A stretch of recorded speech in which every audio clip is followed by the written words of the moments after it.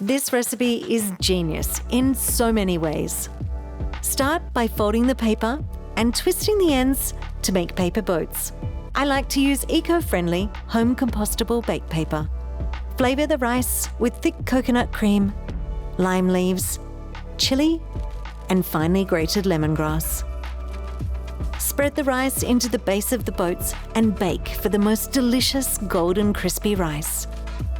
Make a fragrant sticky marinade and glaze for the salmon using ginger, lime, brown sugar, and salty fish sauce.